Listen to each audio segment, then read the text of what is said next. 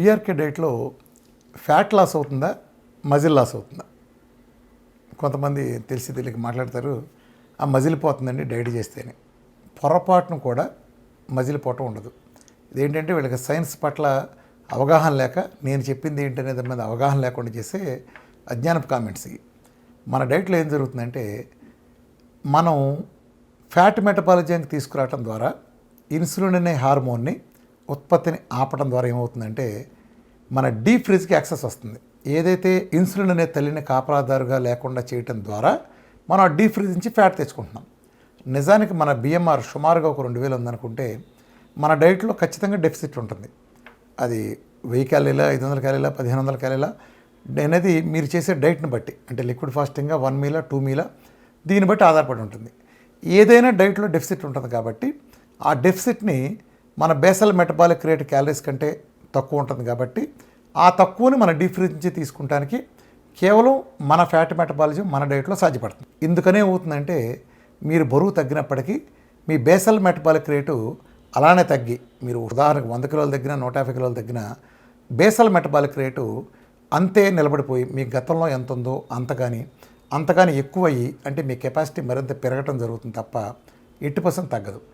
అది మీరు ఏం జరుగుతుందంటే, మన ఒంట్లో ట్రైగ్లిజరైడ్స్ అనే ఫ్యాట్ పూర్తిగా గ్లూకోజ్ మెటబాలిజం కారణంగా మన ఒంటి నిండా ట్రైగ్లిజరైడ్స్ అనే ఫ్యాట్ పెరగడం కారణంగా మనం లావ్ అవుతాం. ట్రైగ్లిజరైడ్స్ని యాక్సెస్గా తీసుకుంటుంది. పొరపాటును కూడా మజిల్ జోలికి వెళ్ళదు. ఒకవేళ వెళ్తే ఎప్పుడు వెళ్తుందంటే, ఫ్యాట్ నిల్వలు మొత్తం అయిపోయినప్పుడు. మీరు ఫ్యాట్ నిల్వలు మొత్తం అయిపోయినాక ఇంకా మీ టార్గెట్ మ్యాక్సిమం అయిపోతుంది. ఫ్యాట్ అంతా అయిపోయిన తర్వాత మీరు డయాబెటీస్ ప్రాబ్లమ్ పోతుంది.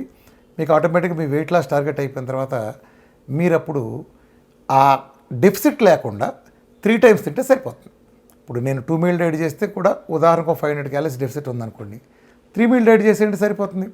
లేదా మజిల్ గెయిన్ కావాలనుకోండి, వెయిట్ గెయిన్ కావాలనుకుంటే మీరు 4 మీల్ డైట్ కన్నా చేస్తే వెయిట్ గెయిన్ కూడా అవుతారు. చాలామంది అపోహపడినట్టు మన డైటు వెయిట్ లాస్ డైట్ కాదండి, ఇది వెయిట్ గెయిన్ కూడా కాదు, ఐడిల్ వెయిట్ డైట్.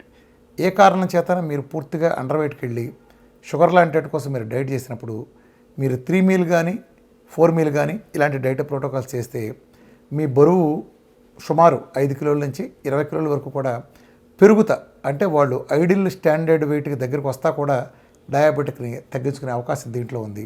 అయితే మీరు ఇదంతా కూడా మా సలహా నేరుగా తీసుకుని కానీ, అంటే సన్నగుండి అండర్ వెయిట్ ఉండి డైట్ చేసేవాళ్ళు షుగర్ డైట్ కానీ మరి 3.5-4 నెలలు చేసినప్పుడు మన అడ్మిన్ల పర్యవేక్షణలో గ్రూప్లో కానీ, లేదా మమ్మల్ని నేరుగా కలిసి మా సలహా తీసుకుని కానీ, రామకృష్ణ హెల్త్ లైన్ హైదరాబాద్లో మా టీం సలహా తీసుకుని నేరుగా కానీ మీరు డైట్ చేయడం చాలా మంచిది. ముఖ్యంగా ఇది. అట్లానే ఈ డైట్లో మజిల్ లాస్ అనేది 80% జరగదు. నేను మీకు డైట్లో ఏం చెప్తానంటే, ఆకలి వేసినప్పుడు తినాలని చెప్తాను. మీ దగ్గర ట్రైగ్లిజరైడ్స్ స్టోర్ ఆ బొజ్జులో ఉన్నంతకాలం, అది తీసుకుంటున్నంతకాలం ఇబ్బంది లేదు. ఎప్పుడైతే మీ ట్రైగ్లిజరైడ్ స్టోర్ ఎక్కువైపోయిందో అప్పుడు చక్కగా లెప్టిన్ హార్మోన్ మన కరకరలాడే ఆకలి చెట్టు చేస్తుంది. చక్కగా అప్పుడు మనం వెళ్ళి తింటాం, డైట్లోదే తింటాం అనుకోండి. ఎట్టి పరిస్థితుల్లోనూ మన డైట్ మజిల్ని 0.001% కూడా తీసుకోదు. నేను చెప్పిన రూల్స్ని కానీ లేదా మా అడ్మిన్ సలహాలు కానీ యథాతథంగా మీరు పాటిస్తే. అలా కాకుండా మీ సొంత తెలివితేటలతో మీ బరువు తగ్గిపోయినప్పటికీ మీరు లిక్విడ్ ఫాస్టింగ్లు అలాంటివి కనుక మీరు చేస్తే అప్పుడు మాత్రమే మీ మజిల్ ఏదైనా ఎఫెక్ట్ అయ్యే అవకాశం తప్ప నేను ఇచ్చిన ప్రోగ్రాంలో మజిల్ లాస్ అనే పరిస్థితే ఉత్పన్నం కాదు. కాబట్టి అందరూ కూడా సేఫ్గా చేయొచ్చు. ఇలా చెప్పేవాళ్ళందరూ కూడా అశాస్త్రీయంగా ఏమీ తెలియక చెప్పారని మనం భావించాలి.